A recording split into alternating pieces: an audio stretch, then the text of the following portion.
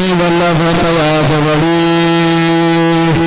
नारायण हरी नारायण हरी मुक्ती मुक्तीचारी भरितांच्या हरी बिन जन्मत नरकाची पैजाना यमाचा बाहुना प्राणी हरिमुखी म्हणा हरिमुखी म्हणा पुण्याची गणना कोण करू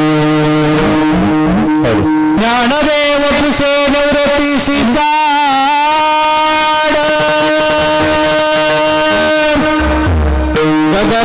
गगनाहुनी वाड नाम आहे हरिमुखी म्हणा हरिमुखी म्हणा पुण्याची गणना कोण करू विठाला विठाला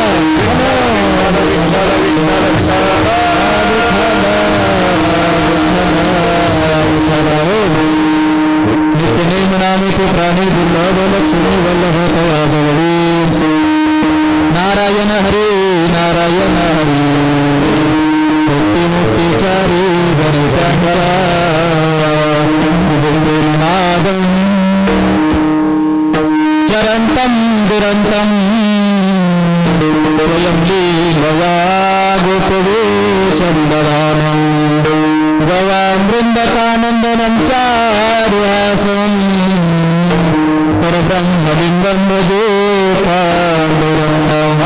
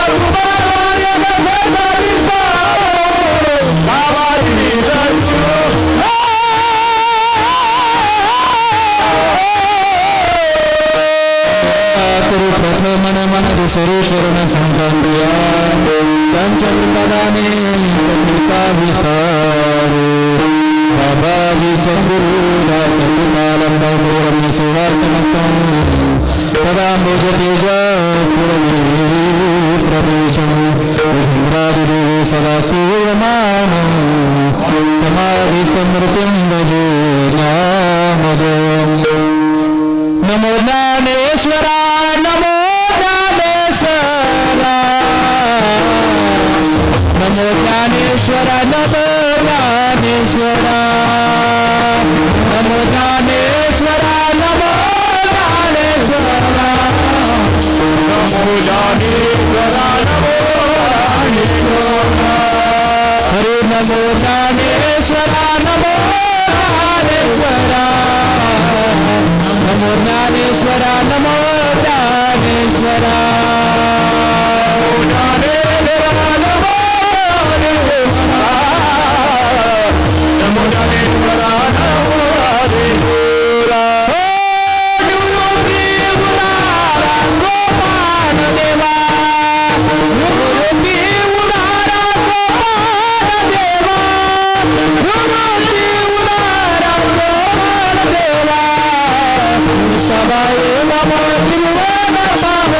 Bye.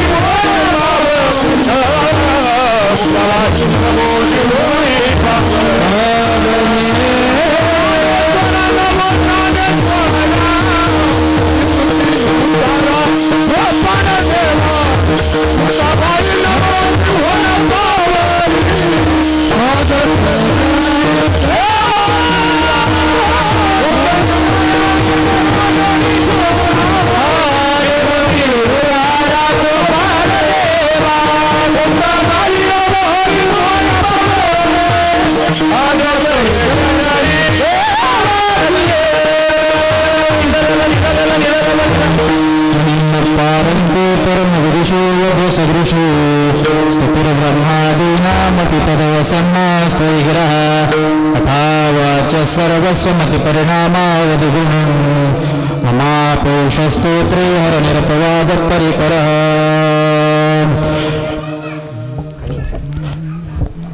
नमो सद्गुरु तुमया ज्ञानदीपा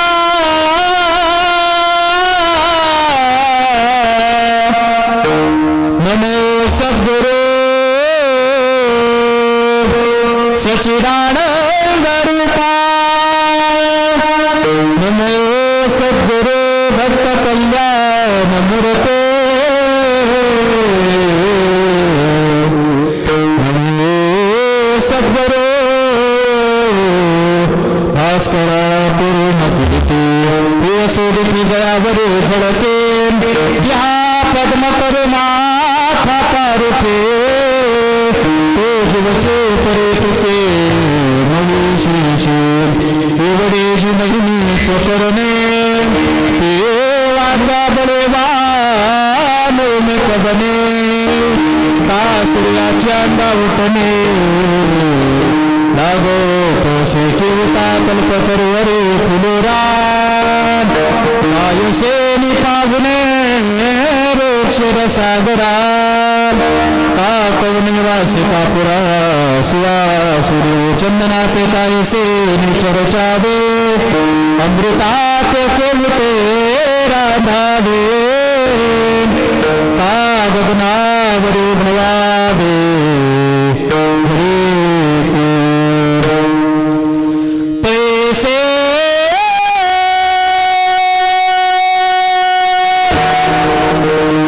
श्री गुरुचे महिमा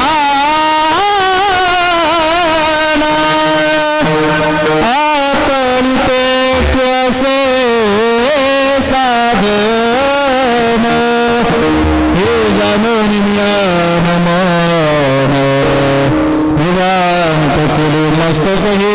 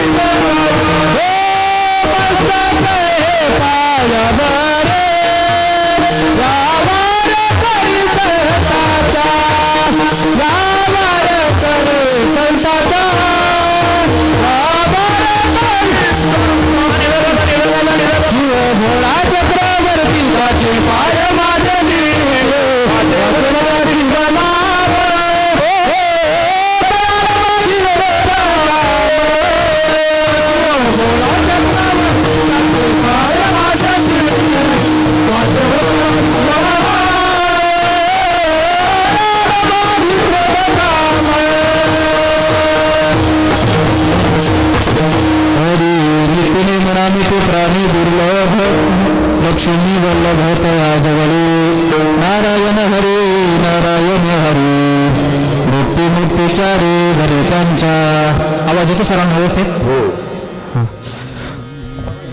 प्रस्तुत प्राप्त समय कीर्तन बुद्धे सेवे करता निवडलेला अभंग विश्व मांगल्याचं स्वप्न उराशे बाळगून अखिल मानव जातीच्या कल्याणाकरता ज्यांनी गतीवर ब्रह्मांडाची बहरी प्रकट केली असे श्री ज्ञानियांचे राजे यांचे माऊली साधकांचे मायबाप दैवल्य साम्राज्य तोफनिधी माऊली महाविष्णू ज्ञानोबारायांचा वारकऱ्याची ज्याला साधना संध्या म्हटलं जातं तो म्हणजे बाबा हरिपाठ बरोबर की नाही त्या हरिपाठातील हे कितवा तिसऱ्या मालिकेतील चौथ्या क्रमांकाचा अभंग कीर्तन सेवेकरता असून हा अभंग नामपर प्रकरणातील असून माऊली महाविष्णू ज्ञानोबरा या अभंगाच्या माध्यमातून नामधारकाची दुर्लभता समजून नामाची फलश्रुती प्रतिपादित करतात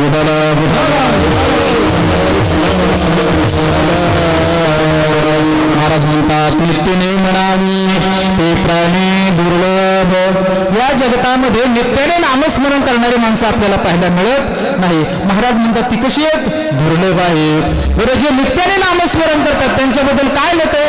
तर महाराज म्हटले नित्यनी मना नित्य प्राणी दुर्लभ आणि लक्ष्मी वल्लभ या जवळी. जे नित्याने नामस्मरण करतात त्यांना लक्ष्मीचा वल्लभ असणारा तो विटेवरचा मालक भगवान परमात्मा त्यांना आपलासा होतो. बरं का, लक्ष द्या.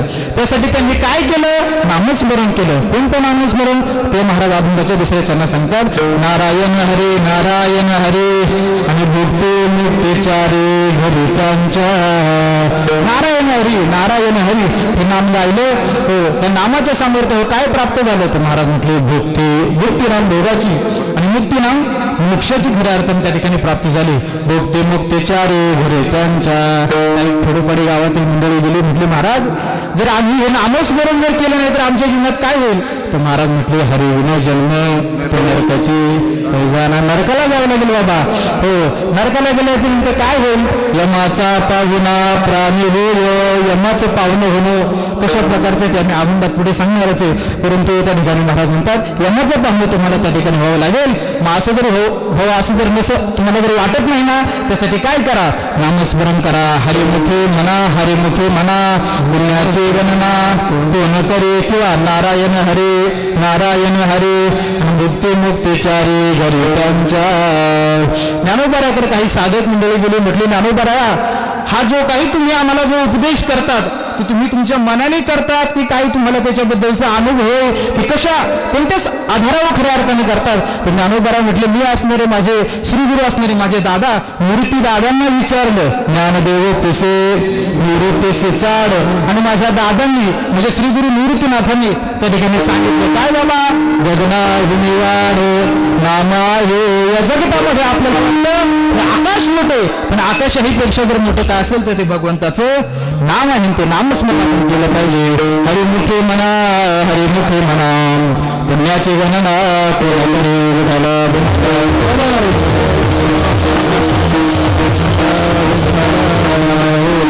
असा अल्पसहा माझ्या बुद्धीप्रमाणे अभंगाचा केलेला भावार्थ सेवेला आरंभ करण्यापूर्वी अल्पसहा परिहार देणं अत्यंत आदर्शाचं आहे. भक्तीमय वातावरणात थोर साधू संतांच्या कृपाशीर्वादातून वारकऱ्यांच्या सहकार्यातून उंबऱ्या भैरवनाथ महाराजांच्या उत्सवाच्या निमित्ताने हा अखंड नामयज्ञ सप्ताह त्या ठिकाणी होत असताना खऱ्या अर्थाने मुक्काम देवगाव पोस्ट बोरगिरी तालुका खेड जिल्हा पुणे या गावातील खऱ्या अर्थाने 28व्या वर्षातील हे प्रथम दिवसाचं कीर्तनरूपी पुष्प ज्यांच्या माध्यमातून आलं. आपल्या भागाच्या राजकीय क्षेत्रातील एक भूषण ज्यांनी खऱ्या अर्थाने संप्रदायाशी नाळ राजकीय क्षेत्रात राहून सुद्धा संप्रदायाशी सुंदर प्रकारे नाळ जोडून ठेवली. आमचे परमात्मा स्नेही कृषी उत्पन्न बाजार समितीचे उपसभापती आदरणीय विठ्ठलरावजी वनघरे साहेब त्यांनी खऱ्या अर्थाने कीर्तनरूपी पुष्प माझ्या तिकडे दिले.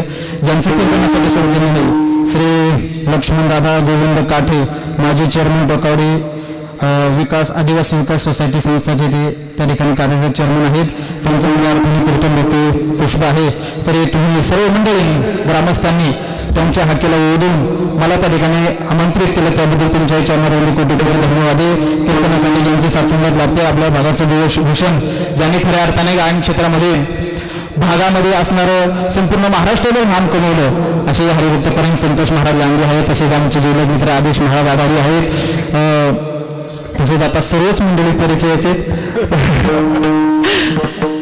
आदरणीय बाबा आले भवर बाबा असतील मुरलीधर बाबा असतील लक्ष्मण बाबा आदरणीय मोरमारे बाबा असतील आदरणीय आमचे शिंदे साहेब आहेत ते पण आहेत. आमचे गावकरी काळूराव महाराज हंडे ते आहेत. आदरणीय बाबा सर्वच मंडळीवर कक्ष नसो सर्वच परिचयाचे. आता इथे जेवढे काही टाळखरी वगैरे आहेत ना सर्वांचा मला त्या ठिकाणी परिचय सर्वांच्या चरणारवंदी नतमस्तक होऊन त्या ठिकाणी आदरणीय आंबोनी बाबा असतील हे सर्वच मंडळी आमचे सोळशे महाराज आहे. तरी तुम्ही एवढ्या बहुसंख्येनं उपस्थित झाला तुमच्याही चरणारवंदी नतमस्तक होतो आणि त्या ठिकाणी सेवेला सुरुवात करतो.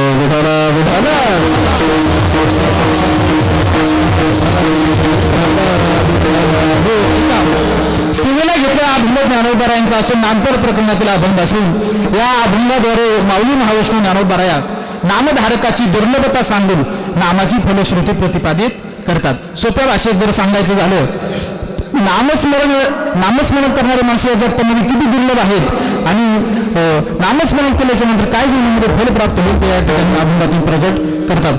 आपण जर या जगताचं निरीक्षण केलं तर या जगतामध्ये